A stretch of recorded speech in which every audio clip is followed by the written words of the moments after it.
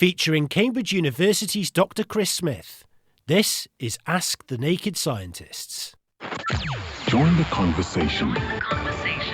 You're with Cape Talk. Welcome, Dr. Chris Smith. Welcome back. How are you today? How's the weather? Good morning, Clarence. Well, it's a lot warmer than when we last spoke. It's actually above zero now, which is giving me enormous cause for optimism. So it's not raining, it's not freezing, it's not snowing, it's just cold. But it is winter, and so we kind of take the rough with the smooth because we know that ultimately things are going to get better, and hopefully pretty soon. How are you?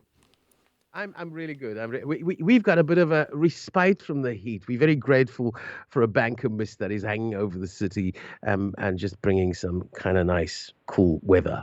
Let's go, I think, straight to a voice note. Oh, Zuki's on the line. Hello, Zuki in Big Bay. Hi, Clarence. How are you? I'm always lekker, thank you. Go ahead for Dr. Chris Smith. Hi, Dr. Chris. So I've got a colleague with whom we tend to argue about the air conditioning. So my question is, what are the things that actually determine a person's heat or cold tolerance? Is it genetic?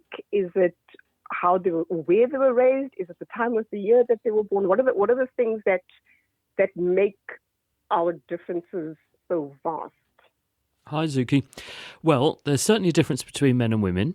And there was a paper published in one of the Nature journals in recent years where people actually documented the fact that when we built buildings and offices and things like that, we tended to put the thermostats in there so they would be better for the men. And when you then have an office where it's more roughly 50-50, because most businesses are moving that way these days, you generally find that the women in the office are saying, this is far too cold. And the men say, it's far too hot. So there does appear to be a difference if you're a man or a woman. Now, that could be partly because of what people wear, because men tend to wear suits in the office. Women tend to wear skirts, or historically did. So women have more exposed parts of the body from which to lose heat. So that could be part of it. But we also think an important part of it is just body size. If you're bigger, then you've got a higher metabolic rate because you've got more lean tissue. If you've got more lean tissue, you're burning more calories. If you're burning more calories, you're converting more heat. And every time you move around, you're using and therefore wasting more energy because your muscles are not efficient to move around. Therefore, you're producing more heat when you're active. So those things mean that men probably make more heat and have more heat to get rid of, so therefore tend to feel less cold less often than women do. But the flip side is, it's also how well covered you are, because we know that the amount of subcutaneous fat you have also affects how fast you lose heat. And on average, women have more subcutaneous fat than men do. And so there will be some women who are much better covered than some men. So there are going to be men who say they feel colder than the women do. So you can see why this is complicated. There's also almost certainly a genetic element to this, and there's also a habituation element. People who've grown up in colder areas tend to become better and better adapted at tolerating the cold or tolerating the heat compared to people who've grown up or lived for a long duration in other climes. And we know that when people want to train for a race, for example, I've got friends who run marathons professionally, and they have told me that certainly you go to a hot place and train in the heat because you can adapt your sweating system to become much better at sweating more efficiently. You increase the volume of sweat you can produce, and this increases your rate of cooling, and that means you can tolerate running hotter because you can get rid of the heat faster. So there are ways that you are naturally, because of your sex, more or less tolerant to different temperatures. There are differences in the environment and what you wear, which affects how well you are going to fit, or how well you can tolerate the temperatures. And then there are adaptations that we make as human beings, which will also affect how well we handle the heat or otherwise. Let's go to that WhatsApp line, Joe. Let's find out what's there. Hello, this is Selwyn from Fishhook. A question for Chris. What is ultra-processed food? Please define it. And why is it unhealthy for you? Thank you. Bye. Hot topic, this one. And ultra-processed food, I think, was one of the most commonly looked up or used words, certainly in my country in 2023. And it was because people began to take a very good look at the labelling on the foods and the things we're eating every day. And they looked also at the expanding waistline of the world. More than half the world population is obese now. or getting that way. And it's happened very, very quickly. It's not that we're genetically programmed to become obese. It's that we have the genetic potential to become obese, but something changes in the environment that means those genetic potentials are manifest. So what has changed is the way we're eating and what we're eating, largely. And if you look at what's in many, many foods these days, simple, unadulterated, unaltered foodstuffs are uncommon in our diet, much less common than they used to be. So the definition of ultra-processed foods is you look on the label, and if you can find that the ingredients in your foodstuff have a range of different additives, things that wouldn't normally be there, things that have been added to change the characteristics of food, then that fits the definition of ultra-processed. Sugars, if they're added, ultra-processed. If you're taking, instead of mayonnaise, which would normally be oil and eggs, and you're using some mixture of carbohydrates that bind lots of water and give you something that has the consistency of mayonnaise but isn't real mayonnaise, it's ultra-processed. And you don't have to look very far before you see that the vast majority of the people who are listening to this program will be eating quite a lot of this stuff, which is mass-produced, made in such a way as to make maximum profits for the people who manufacture it, but with the least thought given to our overall health in mind.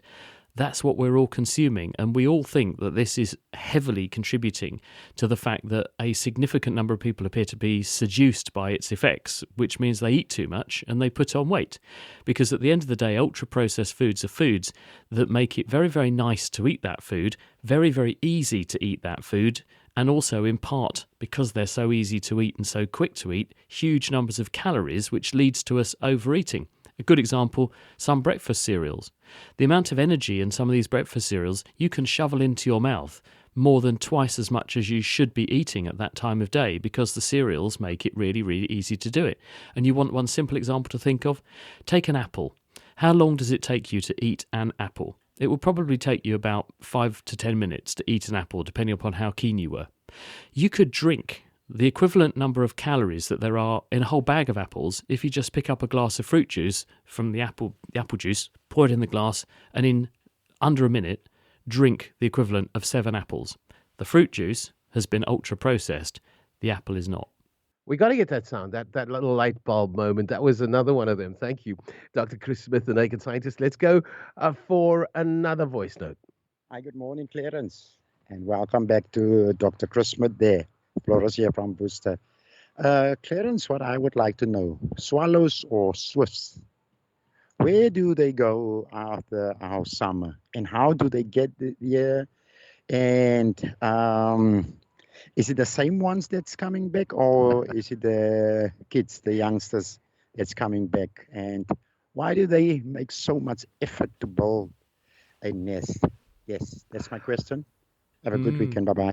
Thanks. I was going to say they go back to London, Dr. Chris. Yeah, they do. They do. They are migratory birds, and they have evolved to have a season where there's plenty of food, the conditions are good to reproduce and so on in one terrain, and then they spend the rest of the year in a different geography where those conditions are also ideal for continuing their life, where it would be too harsh to stay in the other environment.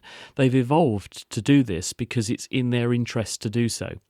Everything happens for a reason, and these animals have evolved to do this because their numbers, their population is best suited and best benefited by having that migratory behaviour. Other birds, of course, don't do that, and swallows and swifts are not alone in doing that. The Arctic tern is probably the most travelled bird on Earth. Those birds actually travel thousands, in fact hundreds of thousands of miles, kilometres. They could get to the moon and back, no problem, in terms of how far they fly over just a short lifetime.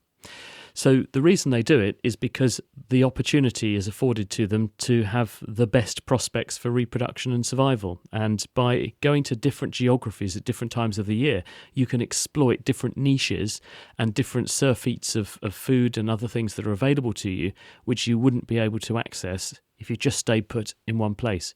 There is a wrinkle here, though, which is these animals have evolved to do this over thousands to millions of years, and they've been doing it for thousands to millions of years. But unfortunately, climate change is happening far more rapidly than those timescales. So many of these animals which have these entrenched behaviours, which they have learned, they learn off their parents. They also innately know how to navigate over these long distances, probably using a range of different cues, including visual cues, but also they can probably see the Earth's magnetic field, and they use it like a visual compass that they can follow by seeing the lines of the magnetic field inclination. But as climate change kicks in, what it's doing is shifting the seasons in the areas that these birds migrate between. And so they're arriving when their body clock and their seasonal clock is telling them they should be arriving. But if climate change has caused a boom in the insect numbers and the sun warmed everything sooner than it should have done, they can arrive and all the food is gone. And this can have enormous consequences for their reproductive prospects. So we're seeing quite bad impacts on the populations of some of these migratory birds, which are mistiming their arrivals and departures because of the effects of climate change. Okay, that was really interesting indeed. Plenty of voice notes. Let's go back there, Joe. Hi, good morning, Clarence. Good morning, Dr. Smith. Tell me, is it true that parrots don't have taste buds? And if so, does that include all feathered friends? I'm just curious. I'd like to know. Thanks, guys. Great show, Clarence. Cheers, John Caldriver. Bye. Hi, John. Well, I don't know about the rest of the taste bud repertoire, but birds certainly have a good sense of smell, and they use that to find things they want to eat or not eat. I would think it'd be very surprising if they weren't capable of determining what they're putting in their mouths and if they want to eat it or not, because this is one of your primary defences against things that might poison you. One thing birds definitely can't taste, though, is chili and chili peppers. And this is why some people put chili pepper ingredients like capsaicin into food for things like chickens, because the chickens will quite happily eat the spicy food, but because they can't taste it, they don't have the receptor that capsaicin normally activates to give you the burning sensation, whereas rodents and things that might try and steal the chicken food can taste that, and they would definitely avoid it. And this is actually why chili peppers have evolved to be the way they have. They're nice and bright, so birds, which see colours better than we do, can see the bright chili peppers and go and eat them. They'll then swallow the seeds because they don't have teeth to munch them up. Rodents would eat the seeds and would destroy them and get the proteins out in the process. The birds fly off and poop out the seeds somewhere else, and that's the plant's means of dispersal. So it's built into the plant to have a deterrent that stops animals that would destroy its seeds from eating it by being spicy, but encouraging other animals that won't destroy the seeds and will help to disperse the plant, they're encouraged to eat it. So I don't think it's entirely true to say birds don't have taste buds, but they're certainly not susceptible to the effects of capsaicin. I'll have to go and check if they can taste other things like saltiness, but I'd be very surprised if they can't, for the obvious reason that if you eat stuff, you need to know it's safe to put in your mouth, and smell alone doesn't always do that. That's why we have taste buds that enable us to determine some of the strong flavourants in foods that might be a guide towards whether it's good to eat or not, and I suspect birds are not that different, but I'll check that and come back next week with the definitive answer. It's a church bell. Maybe it shouldn't be a church bell. But that was really interesting an answer as well, albeit that there's some outstanding information, especially about the chilies. Wasn't that just... Okay, let's go to another voice note. Joe? Hello, Chris Smith. My name is Keith. All I want to know is what is dry ice?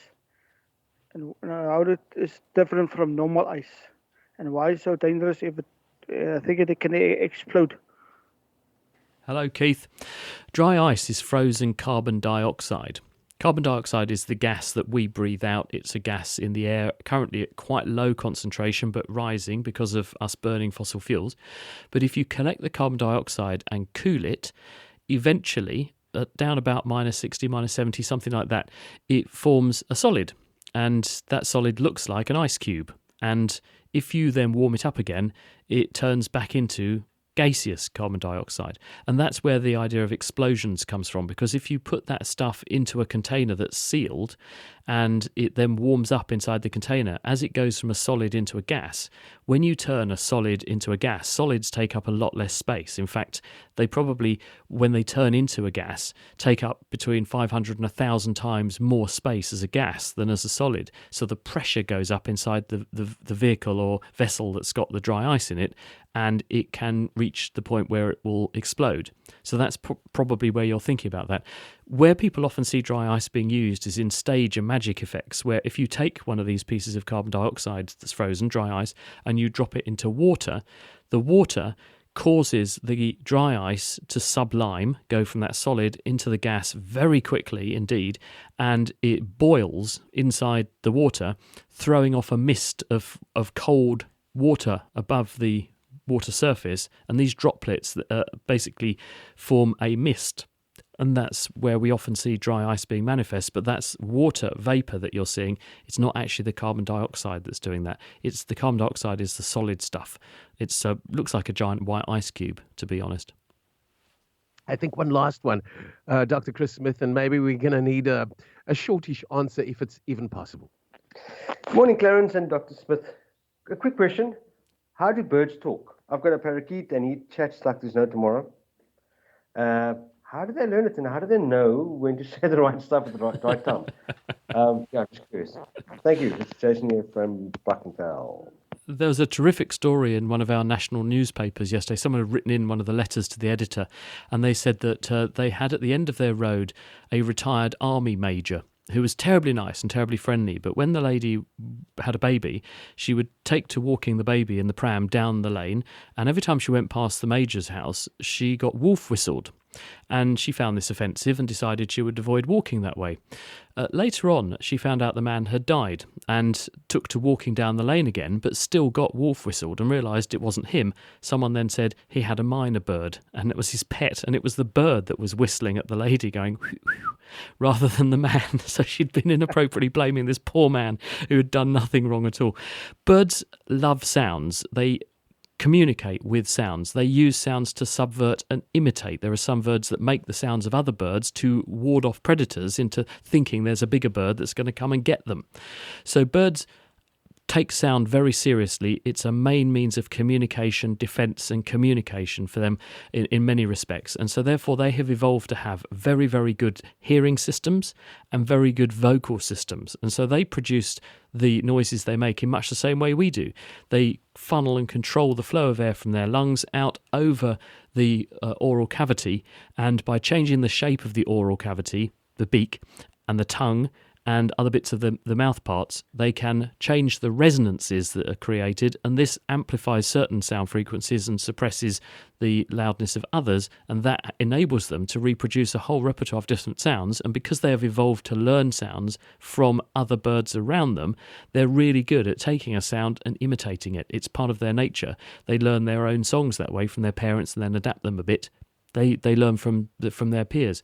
So it's not that surprising that when you have some of these birds in close proximity to us and the sorts of noises we make, they also learn to imitate them. We're going to have to rest it there. Big thank you to Dr. Chris Smith, the Naked Scientist, every Friday just after 9:30 right here on Views and News.